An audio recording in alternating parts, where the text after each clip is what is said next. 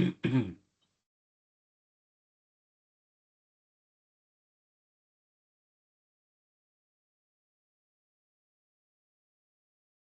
amat sih.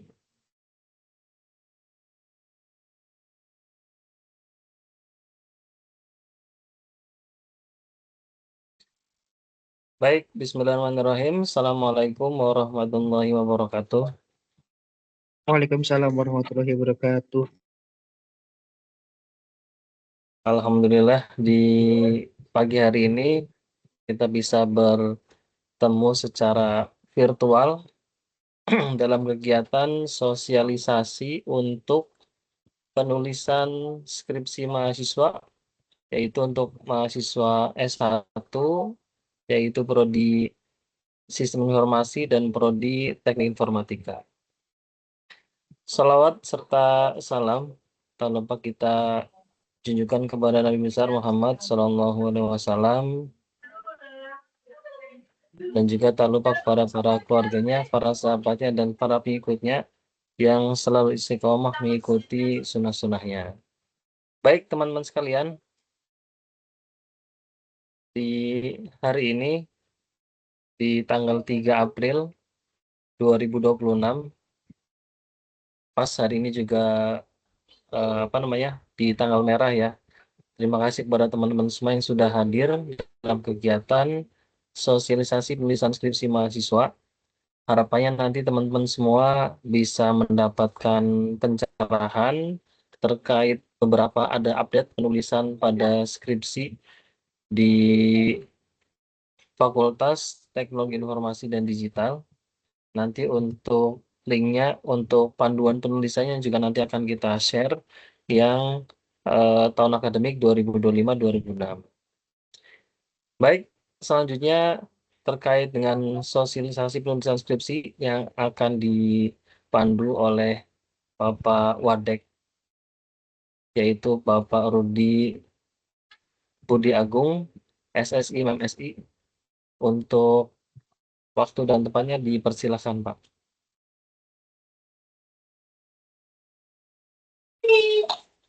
Terima kasih Pak Zainal.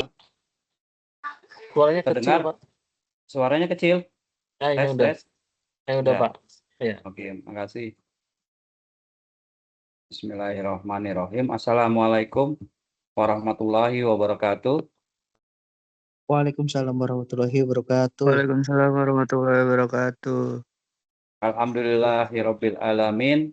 Wassalatu wassalamu ala israfil anbiya wal mursalin wa ala alihi washabihi ajmain, amma ba'du. Salawat serta salam kita curahkan kepada junjungan Nabi besar Muhammad Shallallahu Alaihi Wasallam. Ya, semoga kita selalu tetap di jalannya, istiqomah, dan mendapatkan syafaat di yaumil akhir.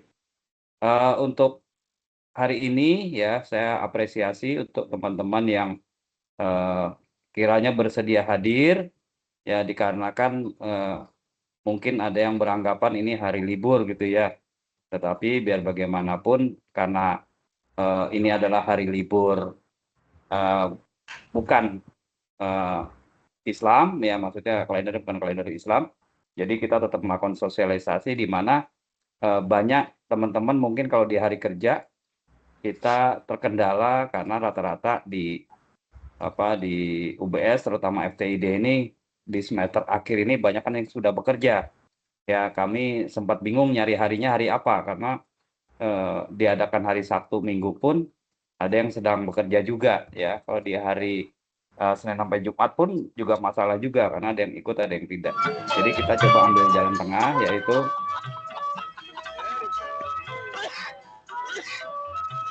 bisa di oke. Jadi kita ambil jalan adalah di hari libur ini ya, semoga bisa menyimak dengan baik. Oke, izin saya share. Terlihat laptop saya, Pak Zainal?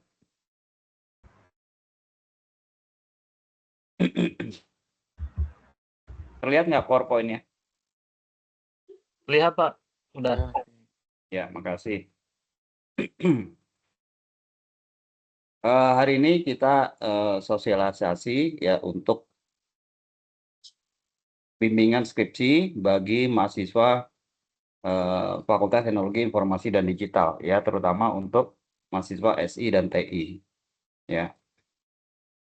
Tujuan sosialisasi ini memberikan panduan standar penulisan skripsi. Jadi panduan skripsi itu ada standarnya, tidak mengikuti panduan yang lama atau yang sebelumnya.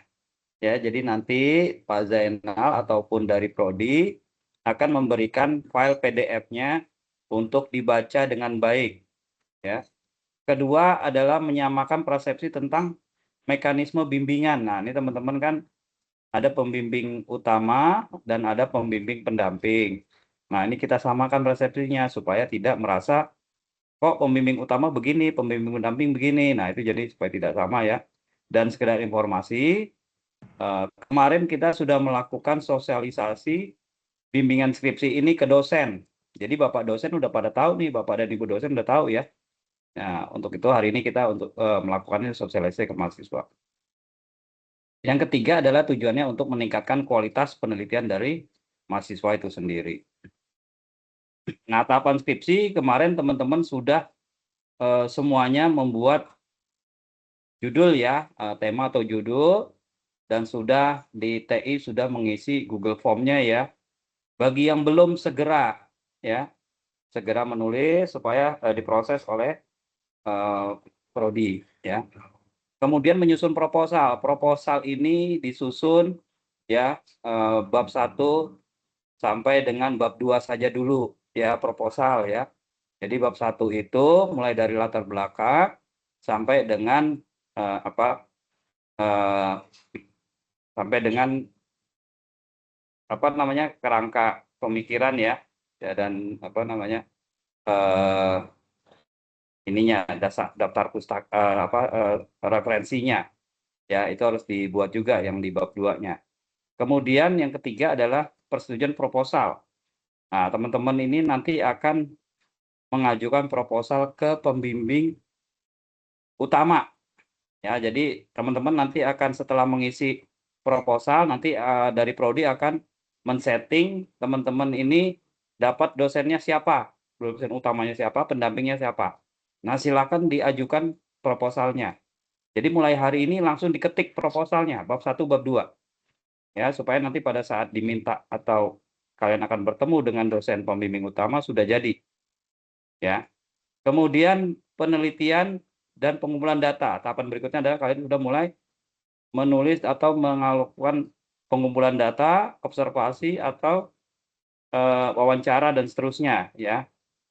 Jangan lupa untuk meminta surat observasi ke admin FTID, ya. Jadi untuk yang ini nih, yang nomor 4, ya. Biasanya kan kita kalau penelitian atau mau ke kantor tempat kita skripsi, kita minta surat observasi, ya. Silakan ke admin, ya, admin dengan Bapak Fajar, ya. Nanti dari surat tersebut teman-teman harus punya jawaban dari kantor atau dari perusahaan bahwa disetujui, ya, skripsi disetujui sama penggunaan nama. Nah, ini banyak nih teman-teman yang menggunakan nama PT. Nah, itu harus ada surat dari PT-nya menyatakan bahwa diizinkan nama PT-nya dicantumkan dalam judul skripsi, ya. Jadi jangan nggak ada. Ini pernah berkali-kali saya ingatkan di depan, mahasiswa kalau pakai nama PT harus ada izinnya dulu, ya, karena pernah kejadian ternyata begitu mahasiswa sudah bab 5, sudah selesai nulis mau sidang, akhirnya ditagih sama Prodi, mana surat dari PT-nya bahwa disetujui nama PT kamu, karena judulnya ada nama PT. Ternyata nama PT-nya nggak disetujuin, ya. Akibatnya apa kalau nama PT nggak disetujuin? Berarti kalian harus merubah bab 1 sampai bab 5-nya dirubah. Kata-kata yang nama PT tadi harus dirubah juga. Wah, itu kan namanya ngebongkar lagi. Nah, itu bahaya, ya. Jadi saran saya, mulai hari ini, besok Senin, ya, silakan minta surat observasi dan minta surat untuk penelitian ke kantor atau ke PT-nya. Ya, tahapan berikutnya adalah kalian sudah mulai menulis dan ujian skripsi, ya. Ujian skripsi kita akan buka di bulan Juli. Bulan Juli sudah mulai buka ujian skripsi sidang. Ujian skripsi sidang ini bulan Juli diutamakan untuk yang mahasiswa semester yang sudah limit nih, angkatan 2019 dan 2020. Ya, tapi kalau angkatan 2022 ada yang mau sidang di bulan Juli, itu bagus banget. Ya, tapi kami akan utamakan dulu yang di bulan Juli adalah yang sudah angkatan 2019, 2020 dan 2021. Itu wajib di bulan Juli harus sudah sidang. Karena nanti di bulan Agustus itu khusus yang angkatan 2022. Ya, ingat tuh, tolong diperhatikan. Kemudian setelah sidang biasanya kalian ada apa? Revisi ya. Nah, sini sering nih di nomor 7 ini teman-teman ya, tidak melakukan revisi segera. Ya, ditunda-tunda revisinya. Alasannya kerja lah. Pak, saya habis sidang langsung kerja, Pak. Nggak sempat lagi ngurusin. Nah, ini nanti dampaknya apa? Dampaknya pengajuan PIN. Ya, PIN itu adalah nomor induk dari ijazah yang kita minta ke Dikti. Jadi kalau ke Dikti kita nggak minta nomor PIN-nya, ijazah Anda tidak terdaftar. Nah, pastikan setelah sidang langsung diperbaiki skripsinya sehingga ijazah kita bisa terbitkan sesuai dengan nomor PIN dari Dikti. Oke, nanti untuk pertanyaan nanti ya. Sekarang saya jelasin dulu semuanya nih tahapannya. Nah, ini secara umum peranan dosen pembimbing. Yang pertama membimbing penulis, ya, membimbing penulisan proposal dan skripsi. Ya, jadi proposal dan skripsi itu kalian nanti akan dibimbing oleh dosen pembimbing, baik utama maupun pendamping. Kemudian memberikan arahan metodologi penelitian dan sistematika penulisan. Ya, jadi saran saya nomor 2 ini, mahasiswa wajib membaca panduan penulisan skripsi ini. Baca dulu. Banyak sekali mahasiswa ini melihat dari skripsi mahasiswa yang tahun-tahun lalu. Padahal tahun lalu sama tahun sekarang sudah beda lagi metodenya atau penulisannya. Akhirnya apa? Salah. Dosennya marah-marah, pembimbingnya marah-marah. Kamu gimana sih? Kan sudah ada panduannya, kenapa beda lagi dengan yang diarahin sama panduan? Alasannya, iya Pak, saya ngelihat di perpus. Kok kayak gini tahun lalu ya? Atau iya, makanya sekarang saya ingatkan lagi, tolong dibaca panduan skripsi dengan baik. Ya. Yang ketiga, tugas dosen pembimbing adalah melakukan evaluasi secara berkala. Ya. Nomor 4, menjaga integritas akademik. Yang kelima, menghimbau agar mahasiswa mengambil sitasi atau jurnal atau buku yang ditulis oleh dosen dari Universitas Bani Saleh. Contoh, teman-teman dibimbing sama saya misal, dibimbing sama Pak Rudi. Terus saya bilang, nih saya punya buku, saya pernah nerbitin buku ini, penulisnya adalah saya. Tolong kalian ambil ini sebagai referensi. Atau saya ada penelitian, saya pribadi punya penelitian banyak, terus kalian ambil nih penelitian saya, diambil seolah-olah di bab 2 ya, yang apa namanya studi pustaka maupun kerangka pemikiran. Nah, itu diambil. Nah, itu bisa jadi nilai tambah untuk dosen tersebut. Ya. Oke, nomor 5 seperti itu. Jadi nanti kalau dosen mengimbau, tolong dong ini judul skrip ini saya ditambahkan, ini silakan ya berkoordinasi langsung dengan dosennya. Oke, nah ini peranan dosen pembimbing utama yang tadi secara umum ya, sekarang yang utama. Dosen utama adalah dia berhak menentukan judul, kemudian lingkup penelitian. Ya, biasanya mahasiswa ini akan ditanya sama dosen utamanya, kamu judulnya tentang apa? Kenapa begini? Metodenya kamu pakai apa? Nah, itu biasanya antara pembimbing utama sama dosen sama mahasiswa dia diskusi dulu. Ya, kalau ternyata agak alot, biasanya dosen atau mahasiswa diminta untuk berkoordinasi dengan prodi. Diskusi lagi. Jangan sampai ya judul yang sudah kalian buat tiba-tiba nanti di akhir sidang berubah. Ya, jadi dosen utama tuh yang menentukan. Kalau ada pertanyaan, Pak, dosen pendamping kok minta dirubah ya, Pak? Padahal dosen utamanya udah oke, Pak. Tiba-tiba dosen pembimbing pendamping minta dirubah. saya jelaskan lagi bahwa yang menentukan adalah dosen utama, pembimbing utama yang menentukan judulnya. Ibaratnya yang ngetok palu nih dosen pembimbing utama. Ya, jadi pendamping hanya memberikan masukan, dosen pendamping ya, utama yang menentukan. Jadi kamu tidak merasa dibimbing, kamu ngikutin yang dosen utama. Kalau utama bilang oke, ya udah kamu lanjut. Ya. Kemudian membimbing penulisan proposal dan skripsi, menentukan metode penelitian. Nah nih teman-teman ya, metode penelitian itu mungkin ketika waktu kamu bikin proposal buru-buru, ya akibatnya ternyata begitu ditanya sama dosen utama, kok metodenya kamu pakai ini nggak cocok ini sama program atau penelitian yang akan kamu buat, sebaiknya diganti metodenya pakai metode spiral atau extreme programming atau menggunakan network analysis maupun yang lain, misalnya itu boleh ya. Dan ini dosen utama juga menentukan. Kemudian dosen utama akan melakukan evaluasi ya. Pastikan bahwa mahasiswa selalu menginput bimbingan di Siakat ya. Jadi dosen utama nanti akan ngingetin, tolong input di Siakat. Jadi teman-teman harus input. Sekali lagi, setiap bimbingan diinput di sistem supaya nggak lupa. Ya, saya sering sekali berkali-kali mahasiswa waktu bimbingan dia cuma bawa skripsinya doang. Saya tanya, udah ngisi belum? Diisi akad bimbingan skripsinya? Belum, Pak.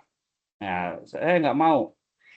Ya, bagi teman-teman yang mau bimbingan, tulis dulu, diisi akad baru kamu ketemu dosen. Karena nanti dosennya harus nginput. Ya, jadi dosen tuh nginput hasil bimbingannya apa. Ya.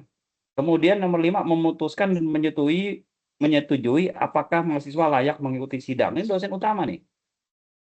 Jadi kalau kamu sama dosen utama nggak baik-baik saja, terus tidak selesai, maka dosen utama yang bertanggung jawab.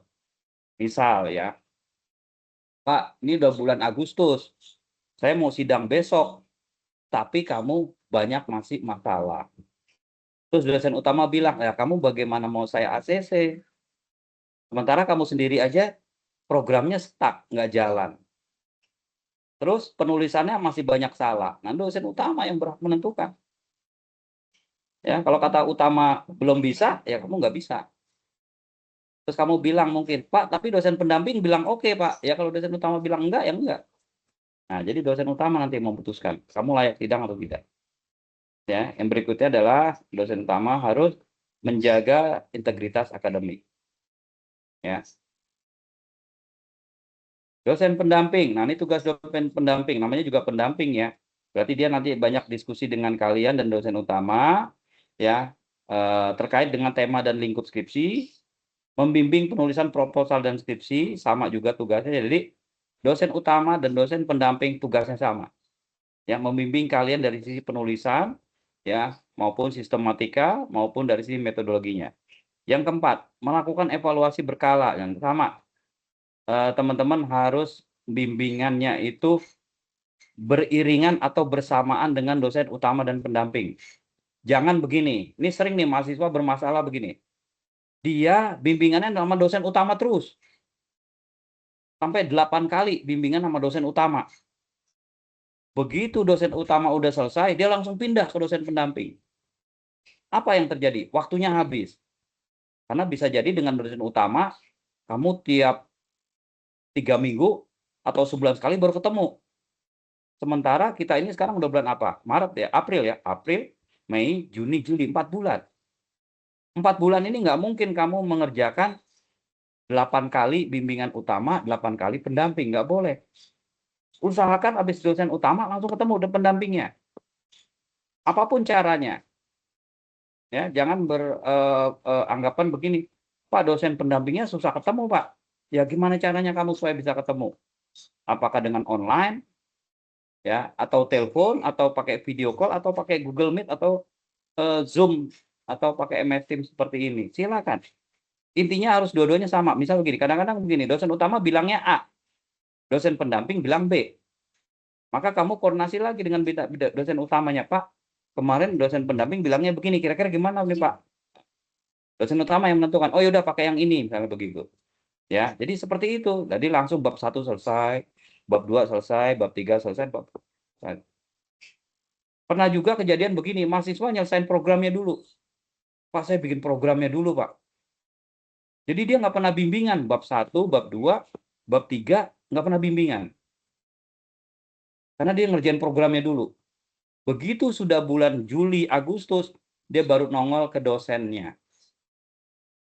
Ya, baru datang bawa proposal, Pak, program saya udah jadi, sekarang proposalnya baru saya buat nih, baru selesai. Apa yang terjadi? Dosen akan tersinggung. Dosen juga manusia ya, dia pasti tersinggung. Kamu gimana sih? Bilangnya begitu.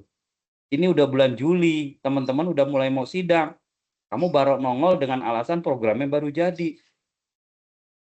Ya, jadi tolong mulai minggu depan, ya setelah teman-teman ditentukan dosen pembimbingnya, teman-teman segera bikin proposal, kemudian langsung memperkenalkan diri dengan dosen utama dan dosen pendamping. Pak, saya bimbingan Bapak, saya perkenalkan Pak, saya mau begini-gini, silakan gitu. Supaya dosen merasa dihargai. Ya, jangan terakhir sudah mau sidang baru nongol. Kalau udah kayak gitu dosen tersinggung, wah kamu nggak saya setujuin untuk sidang. Orang tiba-tiba baru nongol, langsung bimbingan minta selesai. Nah itu sering terjadi tuh mahasiswa seperti itu gayanya. Ya, jadi hati-hati. Nah karena di sini nih poin 5. Dosen pendamping pun boleh berdiskusi dengan dosen utama. Kalau di sana dosen pendamping bilang begini, Pak itu programnya masih amburadul. Pak itu penulisannya masih banyak salah. Terus dosen utama ngelihat, oh iya dia masih banyak yang salah ya.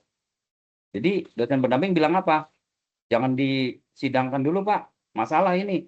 Ya dosen utama nanti akan bilang, ya udah nggak disidangin dulu. Itu bisa begitu itu. Ya jadi tolong ininya apa namanya fokus ya untuk menjaga integritas akademik itu pasti dosen harus turut seperti itu. Kalian juga begitu. Untuk panduan skripsi nanti secara garis besar Pak Kajur atau Pak Zainal akan informasikan ya perbedaan di yang kemarin kan teman-teman sudah sosialisasi tapi mungkin ada sedikit perubahan perbedaan nanti akan dijelaskan secara singkat.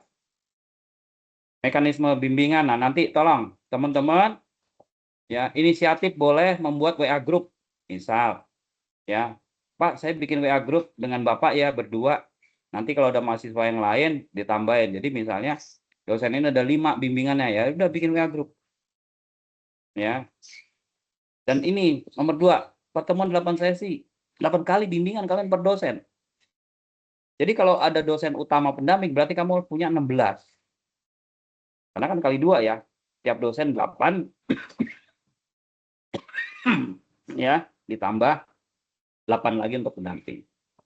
Info bimbingan melalui siakat, konsultasi dapat dilakukan secara online atau offline. Monitoring progres secara berkala. Ya.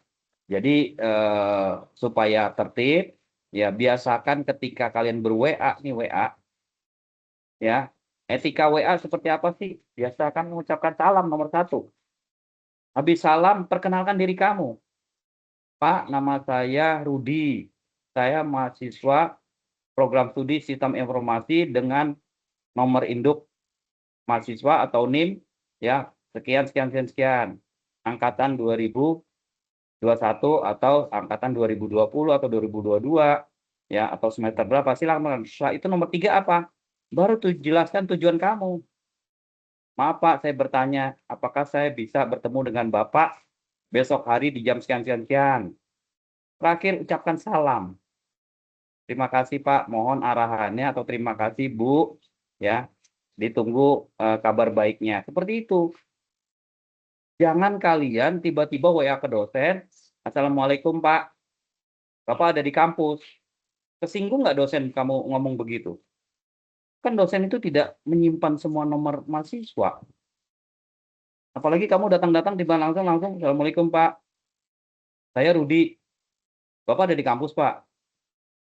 Ya tolong gunakan tadi ada 4. Ucapkan salam pembuka, perkenalkan diri Anda, sebutkan tujuannya, terakhir ucapkan salam penutup. Tolong dicamkan ini ya. Kita menjunjung tadi integritas sebagai aktivitas akademik. Maka kamu harus junjung itu tadi etika bersalam ketika WA ya. Konsultasi dapat dilakukan secara online offline. Nah ini sering nih Mahasiswa yang kerja terutama. Banyak mahasiswa kerja itu yang sudah bekerja, dalam tanda kutip ya, kadang menghindar offline. Dia senang online. Jadi bimbingannya tuh kayaknya maunya hemat. Hemat dalam arti apa? Malas ke kampus, malas ketemu dosen. Maunya, Pak, saya kerja, Pak, dari Senin sampai Minggu. Waduh, dari Senin sampai Minggu. Kamu nggak pernah libur? Enggak, Pak. Ada gitu orang kerja seperti itu ya. Saya juga bingung juga. Pasti kan ada hari libur. Nah, ketika hari libur, saya kerjanya Senin sampai Jumat, Pak, dari pagi sampai malam. Ya, saya hanya bisa Sabtu bimbingan. Sementara kalau Sabtu Minggu kan Bapak nggak ada di kampus. Mungkin kan nggak, Pak, saya seandainya ke rumah Bapak, ya, saya nanti bimbingan, Pak, di rumah Bapak. Misalnya saya bersedia, Pak, saya tinggal di sini. Bapak di mana, Pak? Mohon di-share. Ya, atau jika memungkinkan, boleh nggak, Pak? Online, tapi online-nya online pakai Gmeet. Jadi bisa langsung kelihatan tuh kan screen-nya. Terus wajahnya juga dibuka. Jangan bimbingan online, tapi kamu tertutup kameranya. Ya, kan dosen juga pengen kenal lebih dekat. Oh, jangan-jangan bimbingan ini namanya siapa nih? Ya, kalau online bimbingan selalu ditutup, online itu selalu ditutup kameranya. Akhirnya apa? Ini dosen mahasiswanya siapa dia nggak tahu ya. Nah, monitoring progres secara berkala. Pastikan tiap bulan itu minimal kalian 3 bimbingan tiap bulan. Ya, dalam sebulan sebulan ini ada 2. Oh, berarti gue tambah nih supaya 3. Bulan depan 3 lagi, 6. Bulan depan lagi 2, udah 8. Terakhir tinggal sidang begitu. Ya, karena minimal pertemuan 8. Jadi boleh 9, boleh 10, boleh 12. Ya, jangan borongan. Borongan itu artinya begini. Sekali ketemu kamu langsung bab 1, bab 2, bab 3. Pak, saya udah selesai, Pak, bab 1 sampai bab 3, Pak. Boleh nggak, Pak? Ini pertemuan 1, 2, 3-nya kita anggap sudah saya lalui atau sudah saya buat seperti itu.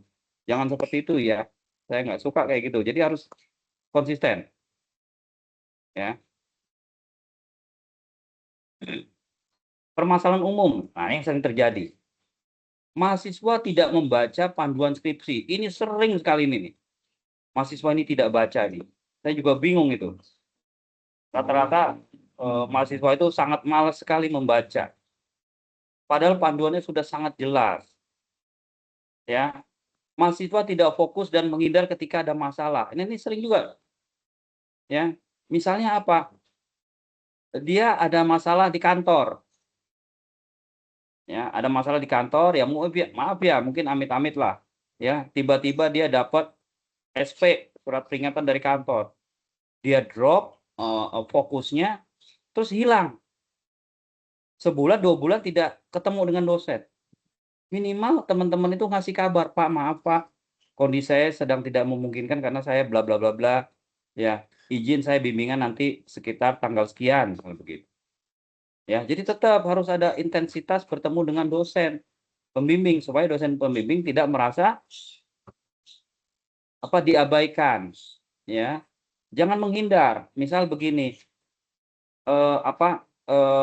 kamu ada masalah keluarga seperti tadi ya, orang tua atau saudara atau anak atau siapapun ada yang sakit ya, kamu inform, Pak, maaf Pak, tadi saya janjian bimbingan, tapi tiba-tiba saya ada kabar duka sekian-sekian, jadi kira-kira gimana Pak kalau di-reschedule? Nah, begitu ya, jangan dosen udah janjian baru ngasih kabar besoknya, Pak maaf kemarin saya tidak hadir karena saya tiba-tiba disuruh gantiin teman shift, kerja shift.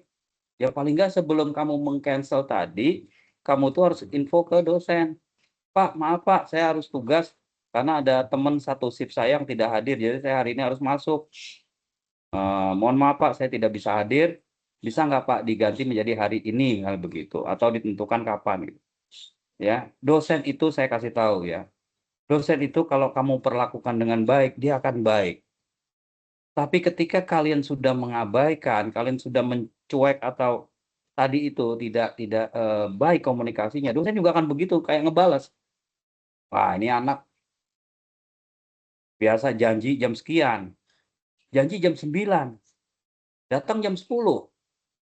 Akibatnya apa? Dosen jadi malas. Ini anak nggak bisa dipegang waktunya. Giliran dia besok bimbingan, saya kerjain aja sekalian nih mahasiswa.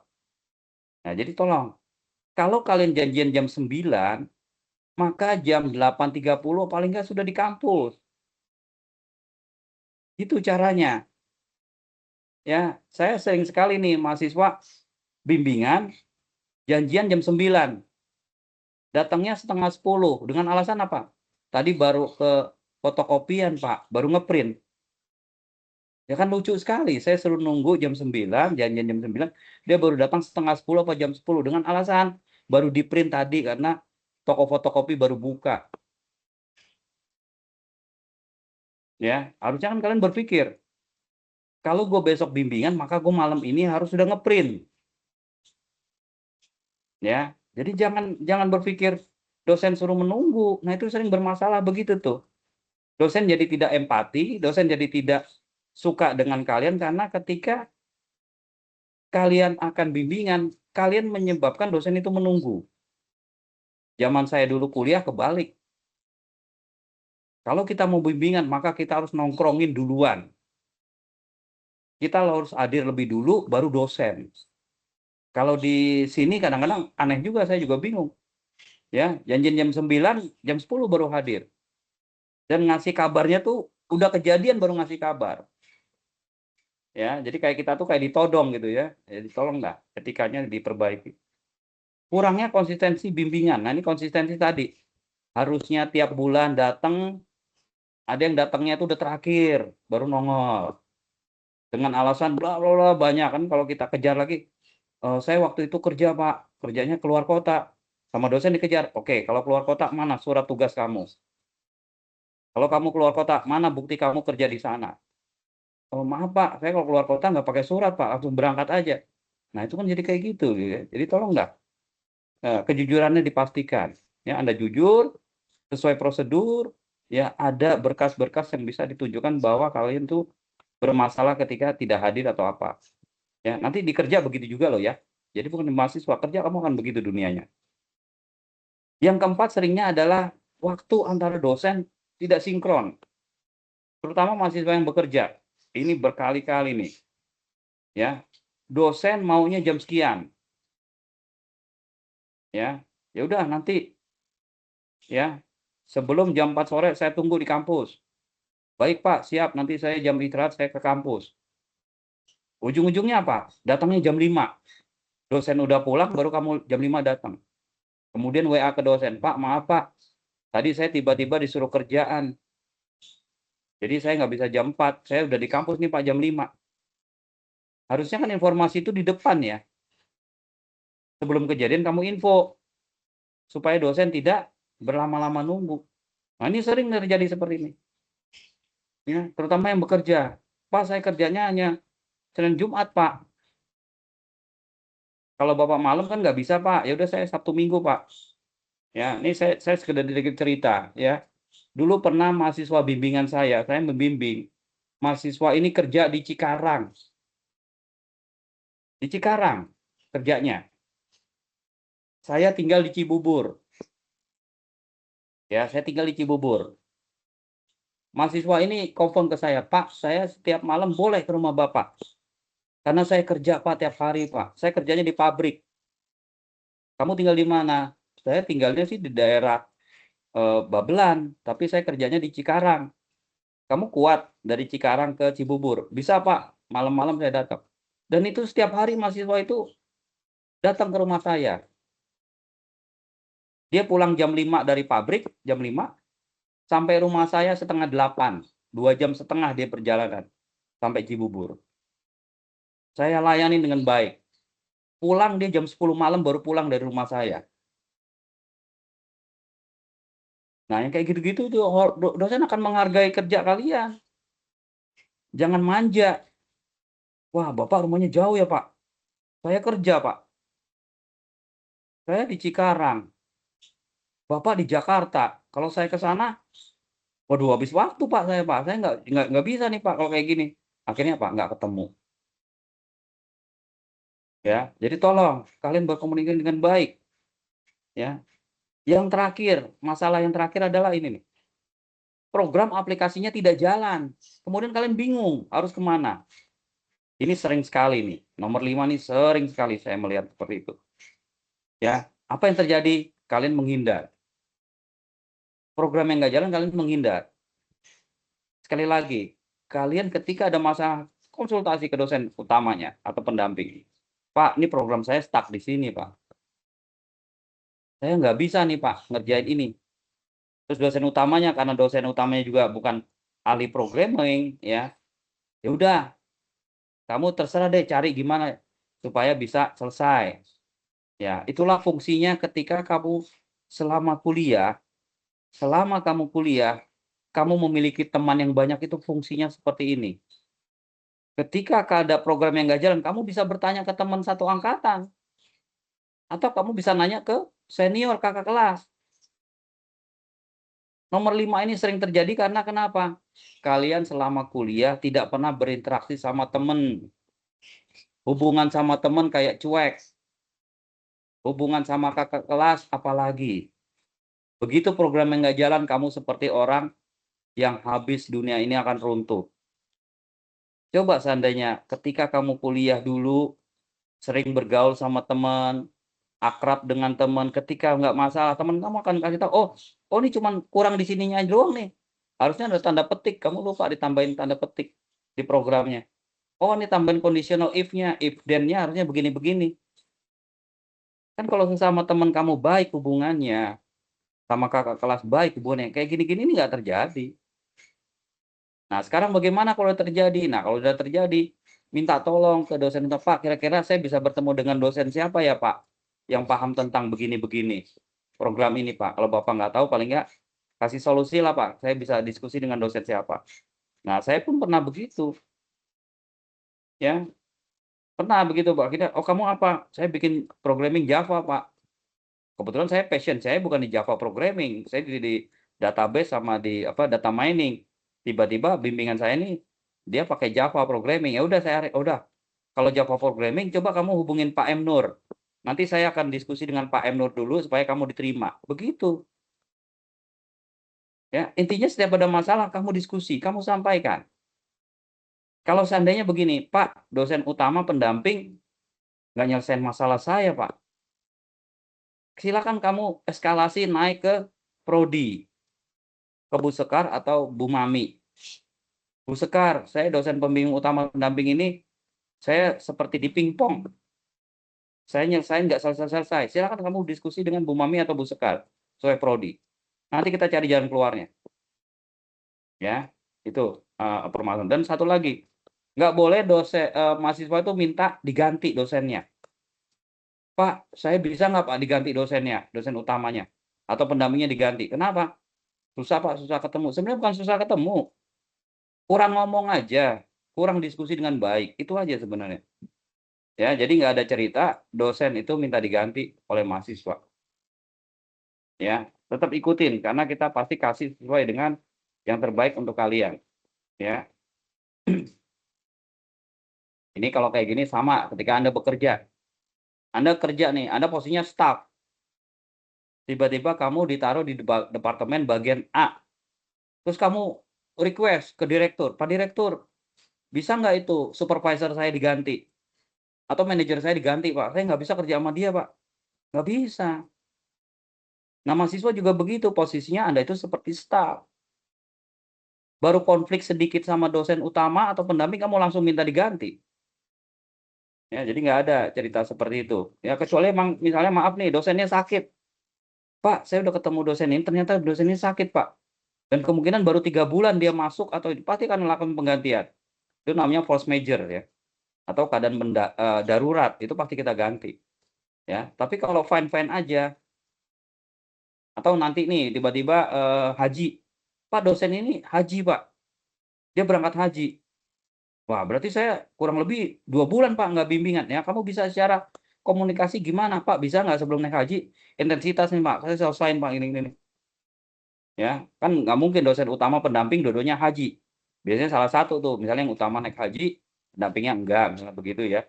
Atau pendampingnya naik haji utama. Nah, kamu bisa salah satu dicecar dulu di situ. Jadi ketika selesai haji dosennya, Kamu tinggal finalisasi yang belum lengkap. Begitu solusinya. Hal yang dilarang, yang tidak boleh dilakukan, memberikan gratifikasi ke dosen selama periode bimbingan. Gratifikasi contohnya, ngasih duit, ngasih barang sesuatu ke dosen, ya supaya bimbingannya lancar. Nggak perlu, Mas. Ya, kalian udah bayar skripsi, itu udah kewajiban dosen membimbing kalian. Pak, gimana kalau saya ngasih hadiah ketika sudah sidang? Oh, itu saya lepas, terserah. Sebagai ucapan terima kasih, ya itu nggak apa-apa. Tapi kalau belum sidang, masih bimbingan, kamu sebentar-bentar ngasih motor, dosennya dikasih motor, oh dosennya besok dibeliin kulkas, ya jangan, nggak boleh. Ya, jadi free aja, kalian datang silakan.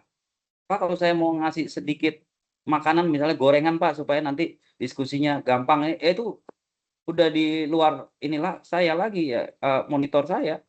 Ya, tapi kami menekankan tidak ada gratifikasi ke dosen.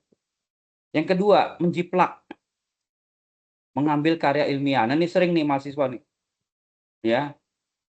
Pernah saya menemukan itu judulnya mirip, ternyata itu bab 1 sampai bab 5 sama semuanya. Cuman diganti nama PT, nama PT-nya doang diganti.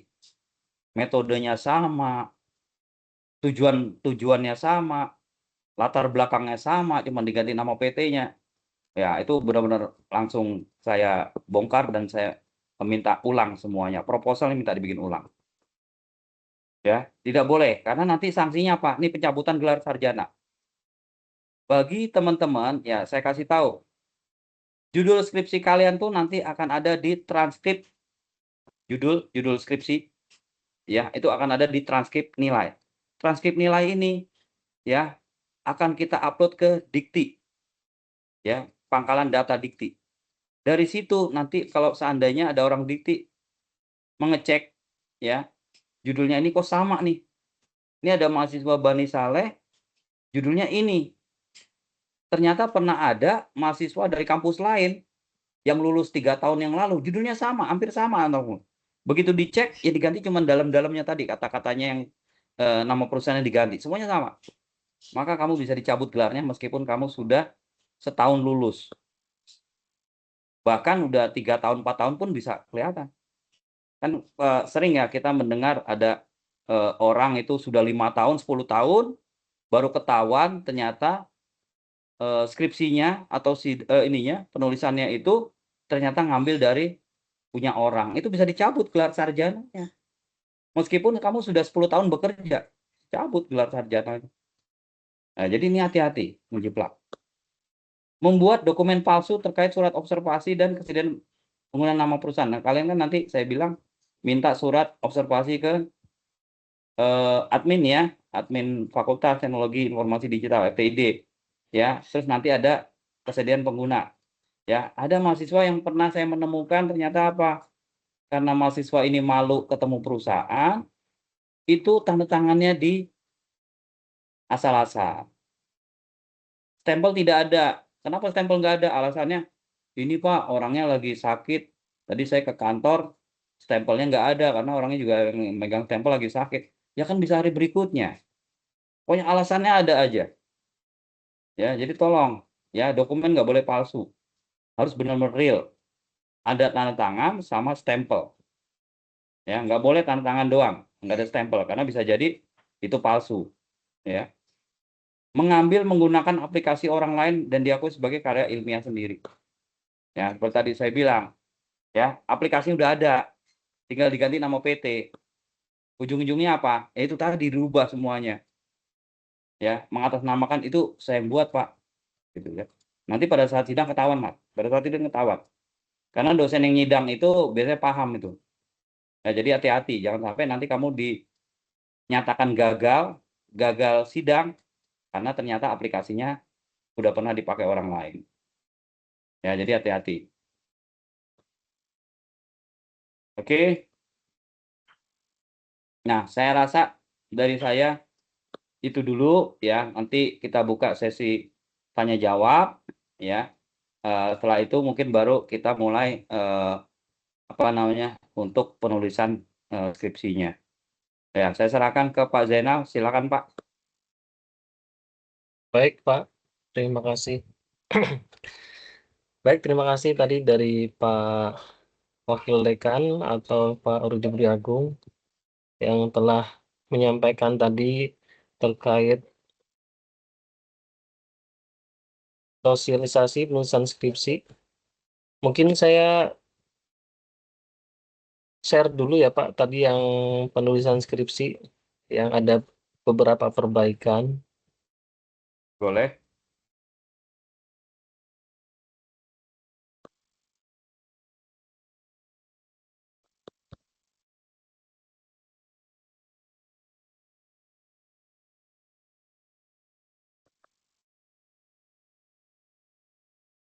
Nah, ini adalah panduan skripsi dan karya tulis ilmiah di tahun akademik 2025-2026.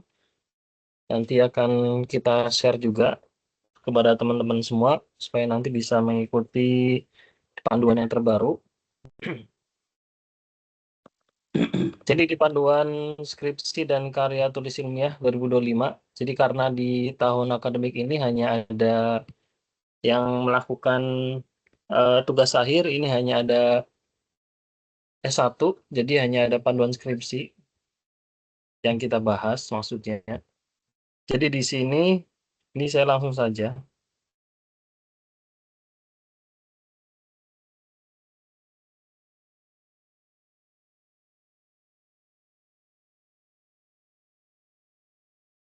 Nah, jadi di panduan ini hanya ada perbaikan sedikit sih.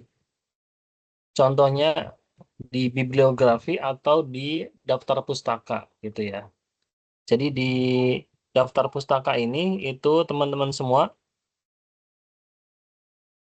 di daftar pustaka teman-teman semua boleh menggunakan buku cetak, kemudian jurnal ya, kemudian dari website dan buku-buku yang lain tadi. Nah, ini untuk jumlah total daftar pustaka, sumber pustaka adalah minimal ada 15 sumber referensi. Jadi yang sebelumnya ini kalau tidak salah 10 ya. Jadi di tahun akademik 2025-2026 ini minimal daftar sumber pustakanya ini adalah 15 referensi. Dengan maksimal 20% yang bersumber dari website atau situs resmi internet. Situs resmi atau situs internet resmi. Jadi di daftar pustaka ini minimal itu adalah 15 ya. Tidak diperkenankan mengambil sumber referensi dari blog, Wikipedia, dan sumber internet yang berasal dari pendapat umum yang belum terbukti kebenarannya. Jadi tadi untuk daftar pustaka ini minimal adalah 15 gitu. Kemudian untuk jumlah buku yang digunakan minimal 5 buah. Jadi untuk jumlah buku tadi minimal adalah 5 buah. Kemudian untuk buku referensi yang digunakan adalah buku yang terbit kurang dari 10 tahun. Jadi misalkan saat ini kita di tahun 2026, maka buku referensi yang digunakan pada daftar pustaka itu adalah 10 tahun dari sekarang. Jadi minimal itu 2016 ya. Nah, sekarang 2026. Jadi minimal ini terbitan dari 2016 sampai dengan 2026. Kemudian jumlah jurnal yang dapat digunakan adalah 5 tahun terakhir. Tapi kalau tadi buku referensi atau buku cetak tadi atau buku digital itu bisa 10 tahun terakhir. Tapi kalau untuk jurnal kan di daftar pustaka itu juga nanti ada di bab 2 itu di tinjauan pustaka itu kan nanti ada referensi jurnal. Nah, ini referensi jurnalnya itu jurnal yang dapat digunakan adalah 5 tahun terakhir dari tahun saat penulisan skripsi atau tugas akhir ini. Jadi misalkan tadi ini adalah 2026, minimal itu adalah jurnal yang terbitan dari 2021. Nah, teman-teman semua juga bisa mungkin Kalau tadi ada judul yang terkait dengan tema yang dari dosen juga punya jurnal, itu bisa mereferensi ke apa namanya, ke dosen pembimbing tersebut gitu. Karena kan dosen juga mempunyai jurnal publikasi, mungkin temanya tadi sama dengan judul skripsi teman-teman semua, itu juga bisa menjadi sumber referensi tadi gitu. Kemudian saya sedikit menjelaskan lagi untuk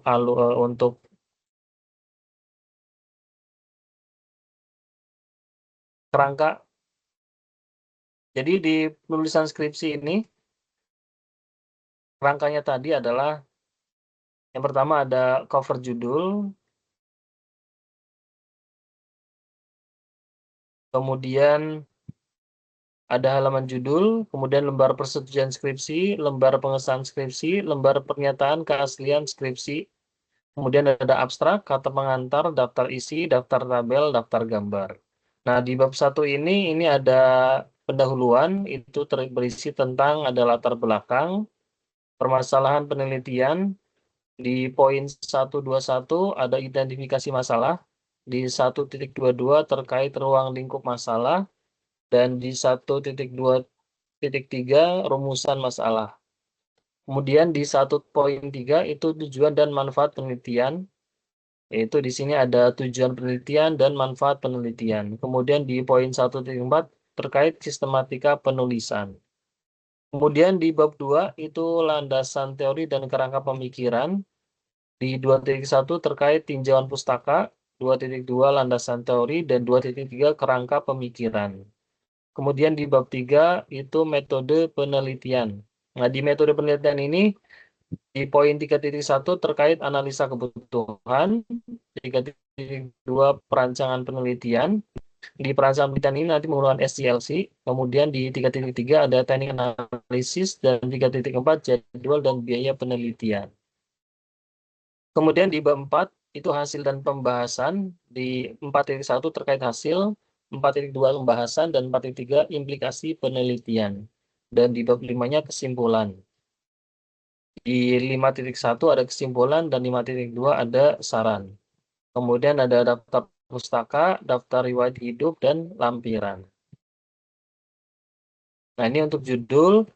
Judulnya ini jangan lupa dia bentuknya adalah segitiga terbalik.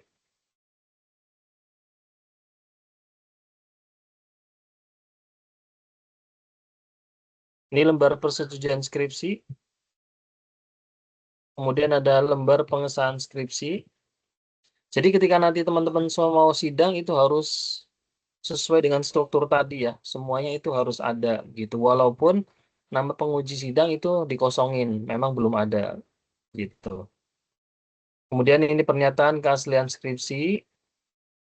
Ini abstrak. Kemudian ada kata pengantar,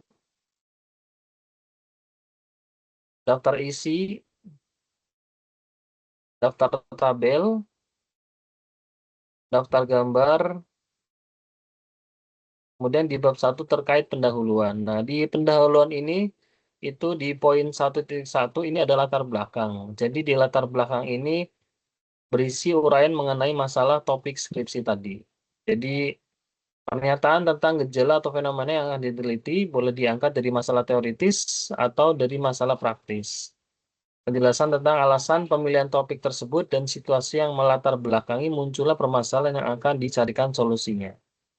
Jadi di latar belakang ini harus ya tadi eh, dibuat bagaimana tadi judul tadi itu diambil sehingga nanti biasanya ketika nanti teman-teman semua bimbingan itu nanti akan dikorelasikan di latar belakang tadi dengan judul apakah itu nyambung atau enggak gitu. Jadi kalau nanti tidak nyambung ya biasanya nanti ada koreksi dari pembimbing begitu.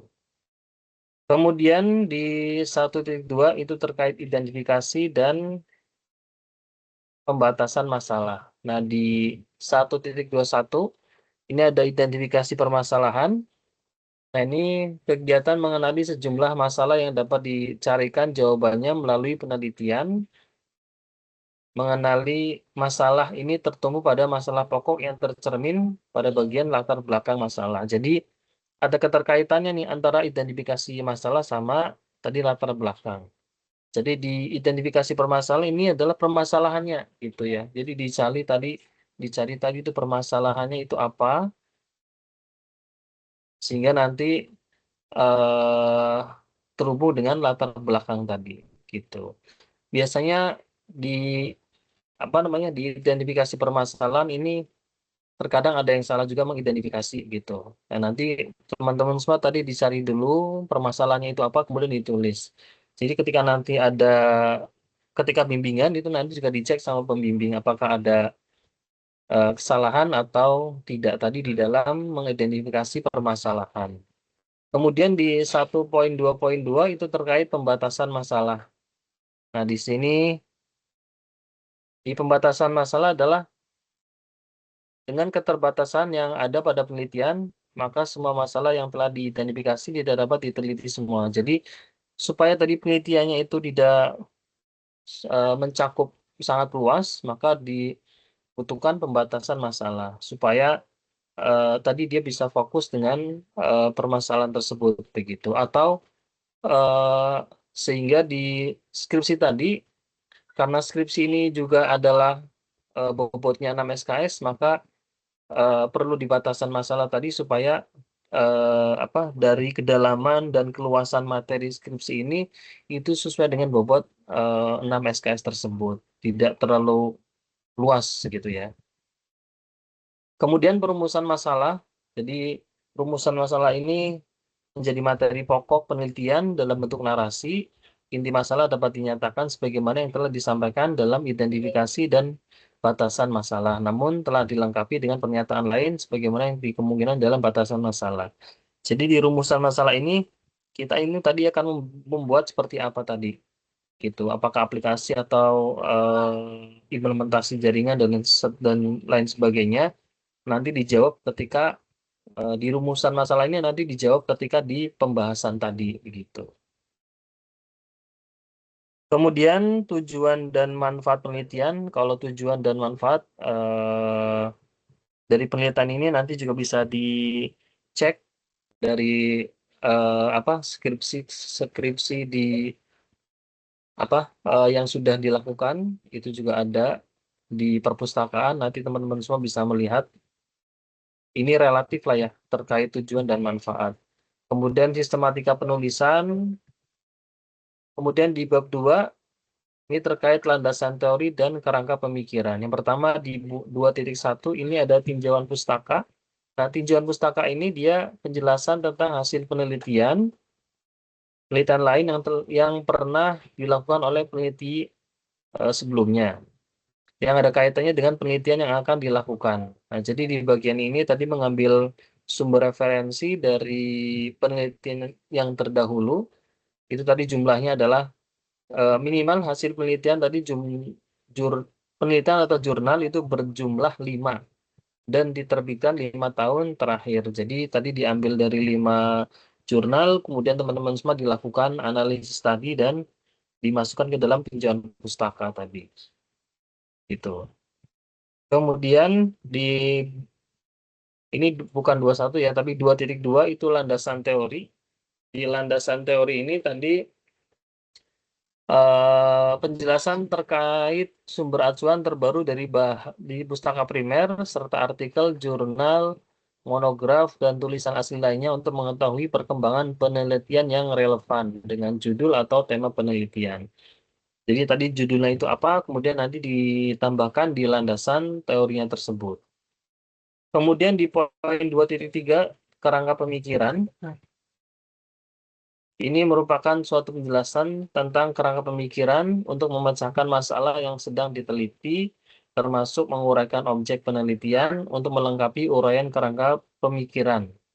Nah, peneliti dapat menyajikan kerangka pemikiran dalam bentuk diagram. Jadi di kerangka pemikiran nanti teman-teman semua dibuat, itu bentuknya adalah diagram tadi. Jadi dari identifikasi masalah, kemudian tadi ada latar belakang, kemudian tadi rumusan, kemudian tadi pembahasannya seperti apa, menggunakan metode apa, dan hasil seperti apa begitu. Jadi dibuat apa namanya, bentuknya adalah diagram begitu.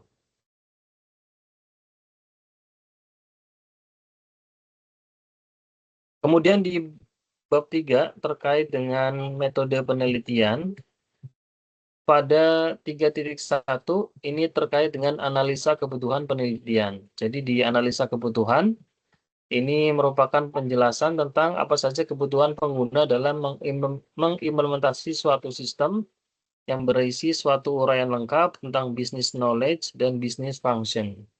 Jadi di analisa kebutuhan ini, teman-teman tadi diambil analisis kebutuhannya tadi dari business knowledge atau business function-nya tersebut. Jadi berupa tadi ada metode formulasi atau rumus yang akan digunakan dan seterusnya tadi. Gitu ya. Kemudian di 3.2 ini terkait perancangan penelitian. Jadi di perancangan penelitian ini yang digunakan adalah suatu penjelasan tentang metode penelitian yang akan digunakan untuk software. Jadi di sini adalah untuk SDLC. Kalau untuk software, contohnya SDLC pada software seperti ada Rapid Application Development atau RAD. Kemudian ada SDLC terkait dengan Agile. Kemudian ada Waterfall, Extreme Programming, dan lain sebagainya. Selain dari yang sudah ditulis itu juga boleh gitu ya teman-teman. Jadi untuk SDLC ini, Software Development Lifecycle ini digunakan pada perancangan penelitian. Jadi misalnya di SDLC-nya tadi ada berapa step, ada 5 step, yaitu dituliskan semua step-stepnya tadi. Sehingga dari step tadi itu kita melakukan kegiatan apa saja begitu. Kalau pada jaringan atau networking, SDLC-nya bisa menggunakan Network Development Lifecycle atau NDLC. Kemudian bisa juga dengan menggunakan PPDIOO atau Prepare, Plan, Design, Implementation, Operate, dan Optimize. Atau pada tema yang lain seperti UI UX, kemudian tema yang lain di Internet of Things, itu juga bisa menggunakan SDLC yang lain juga. Di sini terbatas hanya 2, tetapi kalau tadi teman-teman semua ambil temanya yang lain, itu juga bisa dicari terkait dengan SDLC. Terkait dengan SDLC-nya tersebut, begitu. Kemudian di poin 3.3 terkait teknik analisis. Jadi di teknik analisis ini penjelasan tentang bagaimana sistem pengolahan data rancang bangun pengujian selain metode yang diterapkan pada perancangan penelitian. Jadi di perancangan penelitian ini hanya membahas terkait SDLC. Kalau di teknik analisis ini membahas terkait tadi bisa penjelasan terkait bagaimana sistem pengolahan data, rancang bangun, pengujian, serta metode yang diterapkan pada perancangan penelitian. Misalkan teman-teman semua di sini menggunakan metodenya, metode misalkan menggunakan mencari jalur terpendek misalkan. Nah, di jalur terpendek ini teman-teman misalkan menggunakan metodenya apa? Ada metode Haversine misalkan. Nah, di metode Haversine ini nanti dibahas di sini tadi. Bagaimana cara kerja dari metode tersebut supaya tadi bisa menghasilkan jalur terpendek tadi. Begitu. Kemudian jadwal dan biaya penelitian. Di jadwal dan biaya penelitian ini juga perlu dibahas. Jadi di jadwal tadi bagaimana teman-teman semua bisa membuat Gantt chart dari apa namanya bulan pertama sampai dengan bulan terakhir. Ini jadwal penelitian tersebut. Kemudian dari biaya penelitian itu juga perlu disebutkan bisa membutuhkan anggaran berapa dan seterusnya tadi begitu. Kemudian di bab 4 terkait hasil dan pembahasan. Jadi di 4.1 ada pembahasan. Di 4.1 ada hasil merupakan suatu penjelasan tentang output dari hasil penelitian dan berupa penjelasan dari setiap output yang dihasilkan. Jadi dari hasil pengujian tersebut itu nanti ditampilkan di sini di dalam hasil setiap pengujiannya tadi itu dimasukkan ke dalam hasil ini. Kemudian di 4.2 terkait dengan pembahasan tersebut. Jadi Dari hasil pengujian tersebut, kemudian tadi menghasilkan pembahasan bagaimana tadi hasilnya pengujian seperti ini dan dilakukan analisis pembahasannya tersebut begitu. Kemudian di poin 4.3 ini terkait implikasi penelitian. Jadi hasil dan pembahasan tadi menjawab dari rumusan masalah. Kemudian implikasi penelitian ini merupakan suatu penjelasan tentang tindak lanjut penelitian. Jadi bagaimana dari penelitian yang teman-teman tadi buat, kira-kira itu kedepannya itu penelitian tersebut itu bisa ditambahkan seperti apa tindak lanjutnya. Jadi dari hasil penelitian teman-teman tadi misalkan sebuah lingkaran, apakah nanti kedepannya bisa ditambahkan sebuah kotak lagi atau bisa tambahkan segitiga atau bisa ditambahkan model-model yang lain tadi sehingga nanti buat adik-adik tingkat seterusnya tersebut sehingga bisa membaca karya tulis ilmiah dari teman-teman semua sehingga teman-teman tadi bisa mendapatkan insight ataupun bisa mendapatkan kelanjutan dari tema tersebut gitu. Misalkan tadi jika ingin dilanjutkan begitu ya. Kemudian di bab 5 terkait kesimpulan dan saran. Jadi 5.1 terkait kesimpulan merupakan pernyataan apakah tujuan awal pengembangan yang dijelaskan pada bagian pendahuluan sudah tercapai atau belum. Jadi di kesimpulan ini tadi diambil dari hasil pengujian-pengujian tersebut itu diambil kesimpulannya tadi. Apakah pengembangan yang dilakukan ini sudah tercapai atau belum? Atau misalkan dari hasil pengujian tadi kemudian di kesimpulan ini diambil sehingga pada penelitian ini misalkan untuk ketercapaiannya itu mencapai 70% misalkan dari yang diinginkan gitu. Itu nanti disebutkan di dalam kesimpulan tersebut. Kemudian di 5.2 adalah saran. Di saran ini merupakan pernyataan atau rekomendasi peneliti berisi hal-hal penting sebagaimana yang telah disampaikan dalam subbab sebelumnya yaitu implikasi penelitian. Jadi saran ini tadi ada korelasi dari hasil implikasi penelitian, saran-saran yang perlu dimasukkan ke dalam penelitian tersebut begitu.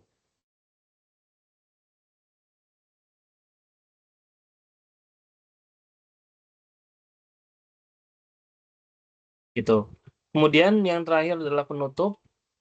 Ada daftar pustaka, kemudian tadi ada daftar riwayat hidup dan ada lampiran. Gitu. Kalau tadi teman-teman semua membuat aplikasi atau program, nah itu nanti lampirannya ada di dalam lampiran programnya dimasukkan ke dalam di lampiran sini gitu.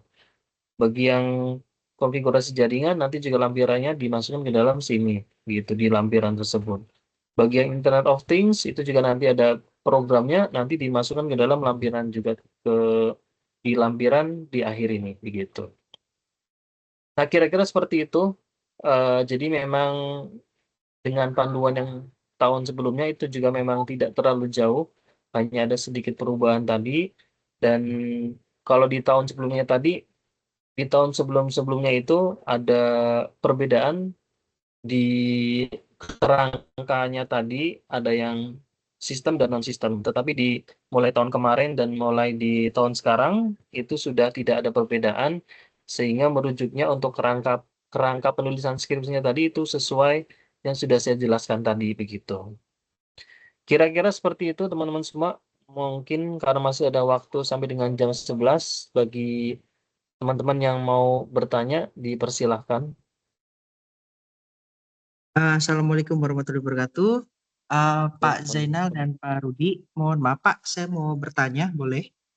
Silakan Mas, Iya. diperkenalkan nama dan prodi. Baik. Perkenalkan nama saya Sangga Saputra dari Prodi Teknik Informatika tahun angkatan 2019. Mohon maaf Bapak, saya mau bertanya untuk penulisan dan juga untuk nanti pelaksanaan sidang. Saya punya teman-teman saya kan sudah pada lulus ya, dan memang di beberapa di antara mereka apalagi yang untuk jaringan yang mungkin nanti ada judulnya tentang jaringan, mereka menyarankan kalau bisa untuk ada videonya. Nah, kira-kira itu tuh harus dilampirkan atau memang pada saat penguji cobaannya Pak ya, misalnya nanti pada saat sidang atau mungkin saat penulisan juga, apakah itu juga harus dilampirkan sebagai bukti bahwa memang uh, pengerjaannya itu dan juga prosesnya itu tuh sudah bisa dijalankan, begitu Pak.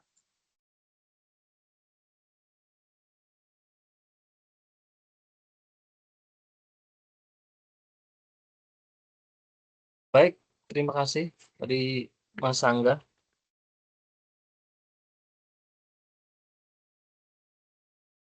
Pak Rudi mau menanggapi, Pak?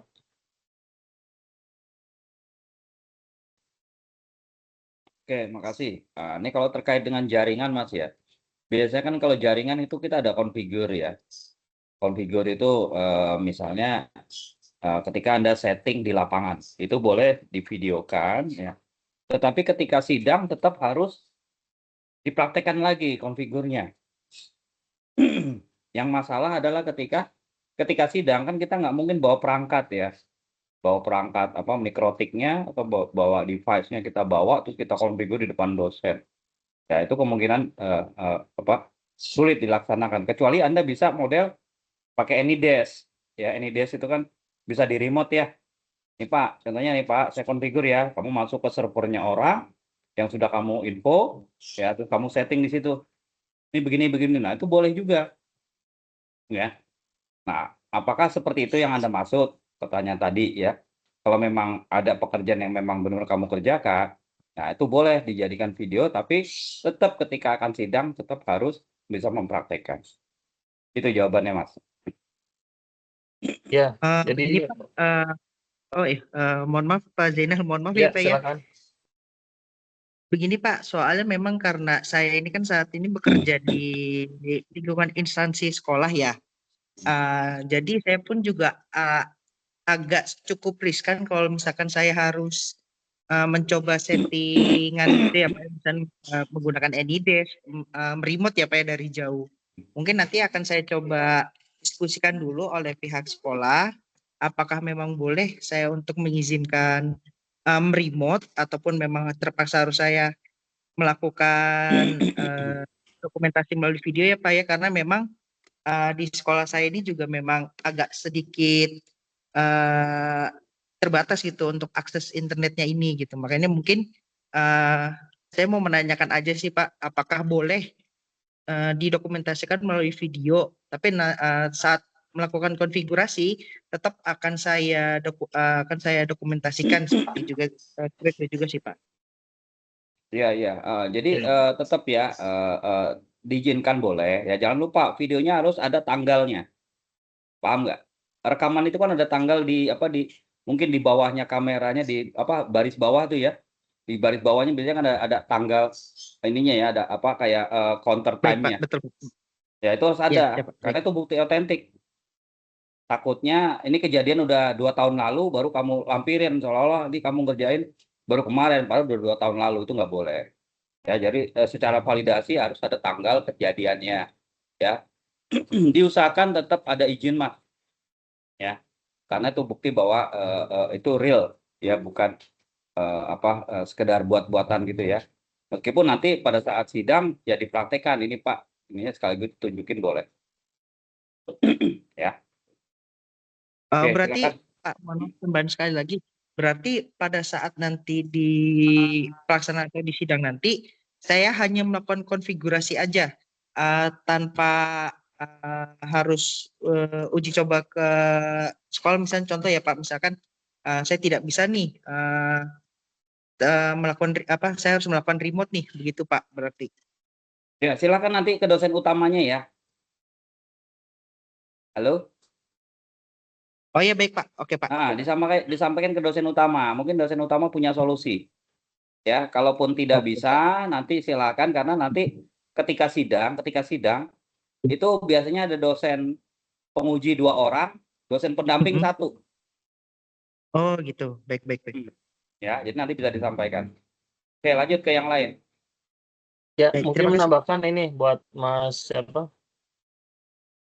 Sanggah ya. Jadi Siapa? untuk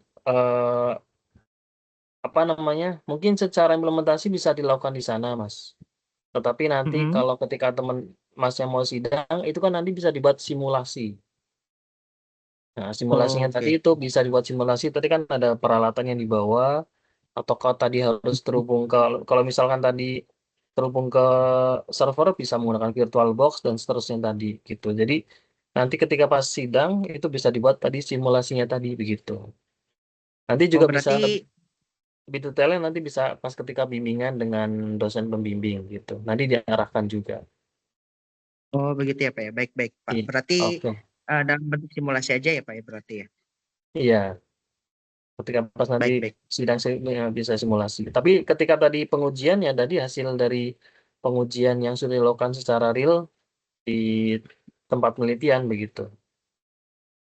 Oke, baik, baik Pak. Terima kasih ya Pak. Ya Ya. mungkin nanti akan saya coba Oke, bicarakan dengan dosen utama dan pembimbing Pak. Terima kasih banyak ya. Pak. Jawabannya Pak Budi juga. Baik, silakan selanjutnya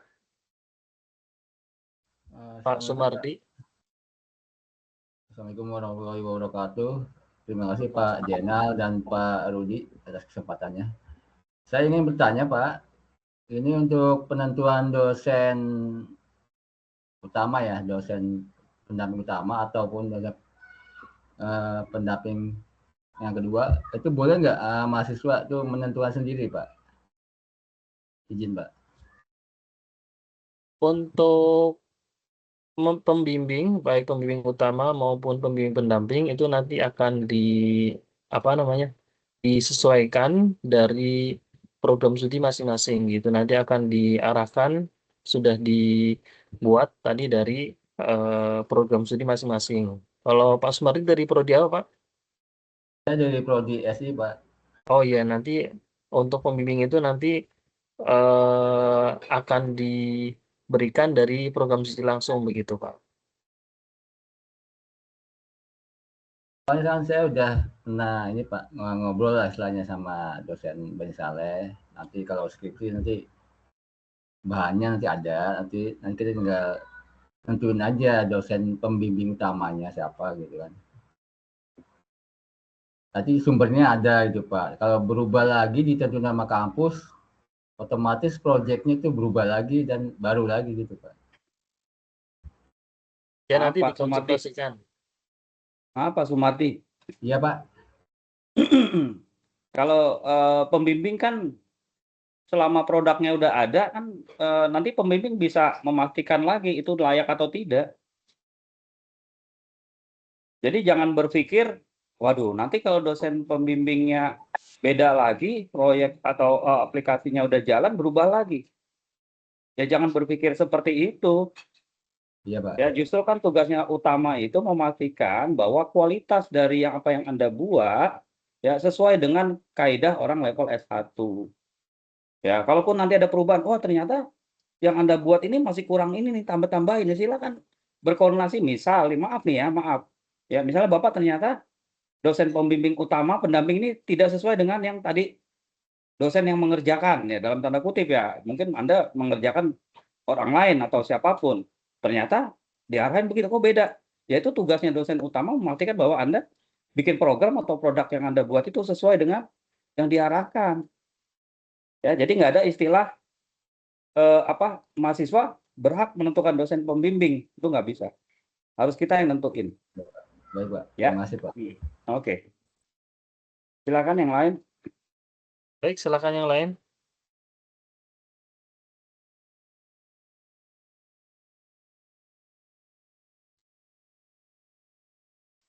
Izin Pak Zainal, mungkin tadi Silakan, Mas. terkait itu yang tadi teknik analisis ya. Ya. Coba ditampilin sebentar Pak Zainal. Saya ada nambahin Pak. Sama lampiran nanti yang perlu ditekankan nih, karena mahasiswa ini masih salah ketika bimbingan, ketika saya menyidang itu ketemu hal yang sama lagi, salahnya sama lagi. Tadi bab 3 Pak. Atau di sini dulu boleh nih, sini dulu mumpung slide tadi Pak. Tadi Pak. Lampiran. Nah ini lampiran. Sorry, bawah. Bawah. Terus Ya, nih lampiran. Ya, di lampiran ini misalnya ya ada kan ketika Anda observasi atau tanya jawab di mana di perusahaan tempat Anda penelitian ya, itu usahakan ada fotonya. Ketika Anda berwawancara, tulis tanggal berapa ini dengan siapa wawancaranya. Ya, terus daftar pertanyaan yang wawancara apa aja. Itu dilampirkan di sini. Ya, Pak, lampirannya nanti di daftar pertanyaannya ternyata ada 4 halaman, nggak apa-apa, namanya juga lampiran, boleh banyak. Nah, sering tuh mahasiswa ketika di sidang, ya saya menyidang nih ya, saya nyidang mahasiswa, saya tanya, kamu dapat informasi ini di PT ini begini dari mana? Saya observasi, Pak, saya tanya jawab. Ketika saya tanya lagi, mana bukti kamu bertanya ke tempat PT? Waduh, lupa di foto, Pak. Ya, itu yang salah. Karena bisa jadi ya, kita nggak percaya juga 100%. Bisa jadi dia memang tidak ke kantornya atau tempat perusahaannya. Ya, jadi tolong harus ada ketika Anda berwawancara. Wawancaranya dengan siapa? Tulis wawancaranya dengan Bapak ini selaku direktur ini atau dari staf IT. Ya, kemudian daftar yang ditanyakan ini. Itu dilampirkan. Ya, kemudian harus ada tadi ya misalnya terkait dengan persetujuan penelitian. Nah, ini masih sering lagi ya saya menemukan mahasiswa itu ketika terakhir belum ada sampai dengan sidang belum ada bukti bahwa penggunaan nama PT itu diizinkan oleh perusahaan. Ya, saya pernah dapat kasus mahasiswa ini ternyata izinnya verbal atau lisan ke PT. Terus ketika sidang maupun bimbingan dia bilang, udah Pak, karena saya IT di sana Pak. Saya kebetulan IT di perusahaan tersebut dan saya mendapat persetujuan secara lisan. Ya, saya pernah pada saat itu saya percaya. Ya, ternyata apa yang terjadi? Yang terjadi adalah 2 tahun setelah dia lulus, perusahaan itu mengklaim bahwa nama PT-nya dipakai oleh mahasiswa Bani Saleh. Ya, diklaim bahwa dia tidak pernah mendapatkan izin secara tertulis. Ya, akibatnya apa? Saya pada saat itu kira-kira 2 tahun yang lalu saya diminta untuk mempertanggungjawabkan dan mahasiswa itu rencananya akan dicabut gelar sarjananya. Itu saya alamin sendiri. Ya, karena saya merasa dibohongin sama mahasiswa ini. Ya, dia bilang udah ada izin-izin, ternyata begitu mahasiswa ini resign, pindah kantor, ternyata bosnya IT yang baru di perusahaan tersebut mengklaim bahwa tidak ada secara tertulis. Ya, itu bisa di meja hijau kan tuh, bisa masuk pengadilan. Gelar sarjana Anda bisa dicabut. Ya, jadi tolong ketika menggunakan nama PT, pastikan ada nama PT, mendapat persetujuan bahwa nama PT tersebut dapat digunakan untuk penulisan skripsi maupun jurnal. Oke, lanjut Pak Zainal ke tadi Pak, yang bab 3 Pak.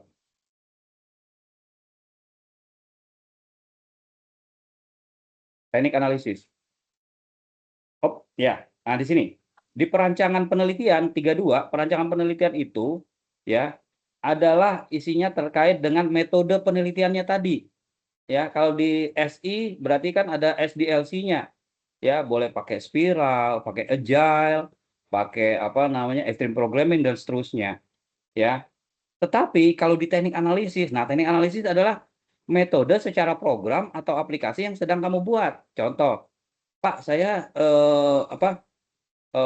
penelitiannya sih pakai waterfall, ya. Tetapi waktu mengerjakan programnya karena saya data mining, saya menggunakan metode naive Bayes, ya, atau metode clustering. Saya menggunakan metode clustering. Nah, di sini di teknik analisis ini kamu sebut tentang metode clustering itu apa? Ya, kemudian secara pengujian berarti ada apa? Tentang black box testing kan? Nah, di teknik analisis ini kamu jelaskan tentang black box testing itu apa yang akan kamu kerjakan. Ya, ada white testing, ada gray testing, ada black box testing, ada 3. Anda mau pakai yang mana? Atau kalau UI UX menggunakan metode apa yang Anda gunakan? Nah, di sini boleh. Nah, ketika membuat judul, nah ini sering juga mahasiswa bingung. Pak, saya ini judulnya metode yang mana ya, Pak? Kan saya metodenya penelitiannya pakai Rapid Application Development, pakai RAD, metode penelitiannya. Tetapi di dalamnya saya pakai naive Bayes atau pakai C45 misalnya seperti itu, algoritma C45. Maka judulnya yang bagus yang mana? Kalau saran saya dan mungkin dosen juga setuju, ya itu menggunakan metode yang tadi yang algoritma yang diutamakan. Karena kenapa? Metode algoritma lebih bersifat nilai jualnya atau uniknya lebih bagus dibandingin misalnya begini, rancang bangun sistem informasi sekolah menggunakan metode waterfall. Ya, itu pasti banyak itu dan cenderung akan jadi plagiat. Tapi kalau kamu menggunakan metode yang lain dalam hal pemrogramannya, itu jauh lebih baik. Ya, nilai jualnya maupun ketika dicari itu akan lebih bagus dibandingin kalau Anda hanya menggunakan judulnya pakai metode waterfall, RAD, maupun agile, ya. Itu kurang bagus. Jadi di teknik analisis harus dijelaskan tadi metode pemrogramannya apa, atau kalau network metode networknya apa, ya. Kalau pengolahan data misalnya tadi menggunakan naive Bayes, ya, atau menggunakan C45 atau menggunakan clustering dan seterusnya, ya. Ditambahkan di teknik analisis adalah pengujiannya. Ya, di pengujian ini apa? Ini masih berupa teori di bab 3 ini, ya. Jadi bab 3 bukan isinya tadi kalau analisis jadi isinya jawaban dari black box udah ada jawaban yang enggak. Justru nanti di bab 4 lah di pembahasan hasil itu baru Anda jelaskan, ya, dilakukan tesnya apa? Oh, tesnya menggunakan black box analisis, ya, menggunakan black box berarti harus begini-begini. Nah, itu silakan. Ya, jadi bab 3 hanya berupa teori-teori singkatnya yang menjelaskan tentang apa yang akan kamu lakukan, di bab 4 adalah hasilnya. Ya, jadi harus seperti itu. Oke, itu saja Pak Zainal, penekanan dari saya.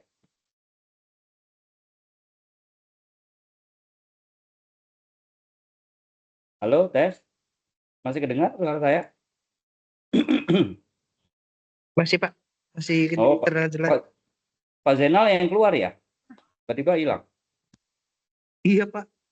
Oh, ya udah. Oke, ada lagi yang ingin bertanya? Silakan. Terakhir, mungkin pertanyaan terakhir. Pak, tambahan lagi Pak. Ya. Kan saya itu juga sempat punya kerja sampingan ya Pak ya, nggak hanya di sekolah. Nah itu saya memang biasanya di tempat kerjaan saya itu biasanya menggunakan berita acara. Berarti kalau saya masukkan berita acara ini tersebut juga tidak masalah ya Pak ya?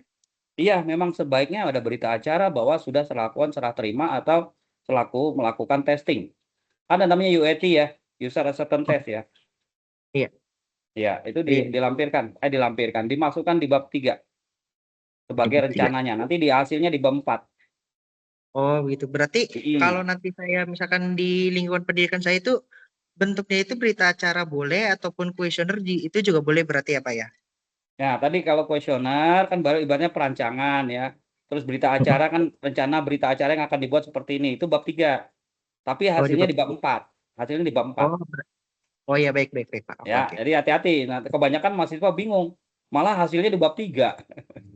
Hasil itu nanti Iya di Pak, bab soalnya 4. memang saya ngeliat teman-teman saya ada yang di bab 3, makanya saya agak bingung. Makanya mumpung ada di sini saya mau tanya dulu gitu sih Pak. Iya, Nanti paling nanti saya juga diskusi ingat dengan ya, bab 3 itu masih metode.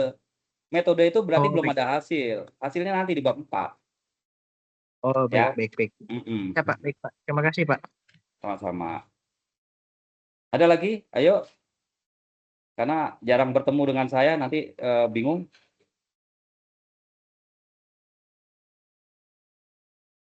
Oke, saya tekankan lagi buat teman-teman, apabila nanti ada bermasalah dengan dosen, ya, saya minta kalian boleh, selama ada bukti otentik, kalian boleh japri ke saya atau ketemu dengan saya.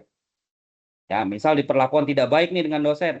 Pak, saya kok merasa sepertinya gini ya Pak dengan dosen ini nih. Silakan kamu datang ke saya. Ya, silakan. Selama ada buktinya, loh ya, ada buktinya. Maksudnya kalau ngomong harus ada bukti, jangan nggak ada buktinya, saya bingung juga nanti. Karena pernah saya manggil dosen juga, dosen itu saya panggil ya. Karena mungkin mahasiswanya merasa WA tidak dijawab setelah 1 minggu, ya ternyata saya panggil dosennya, ternyata dosennya memang ternyata sakit dan dosen itu juga tidak bangun karena dalam arti sakitnya benar-benar parah. Cuman mahasiswa berasumsi dosennya nggak ngejawab sama sekali. Ternyata saya cek dosennya ternyata sakit parah. Jadi pernah terjadi seperti itu. Jadi kalau ada apa-apa ya, sehari, 2 hari, 3 hari nggak ada jawaban dari dosen, silakan info ke saya. Ya. Jangan lupa isi absen. Ada di chat isian absennya. Gimana? Ada pertanyaan? Halo, yang SI lagi, ya terutama yang bekerja nih, sering terkendala, silakan. Ya, Mas Angga berarti Juli harus sudah selesai dan harus sidang, Mbak Mas Angga ya. Ya, punya Iya semangat. baik Pak, lagi dikebut Ya. Pak. Ya, punya. Siapa baik Pak? Ya, harus punya semangat. Kalau bisa Sabtu Minggu dikurangin tuh healing atau pacaran atau jalan-jalan dulu dikurangin. Target semester ini harus lulus. Baik Ya. Pak, siapa? Semua Baik, juga begitu, semua. Ya, jangan sampai. Dan satu lagi, nggak ada perpanjangan. Ya, udah 2 tahun ini nggak ada namanya perpanjangan sidang atau perpanjangan skripsi. Ya, sidang terakhir di bulan Agustus.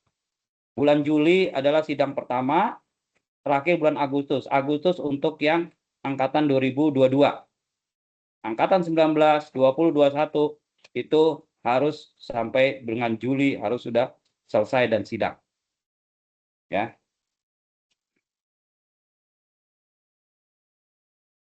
Oke.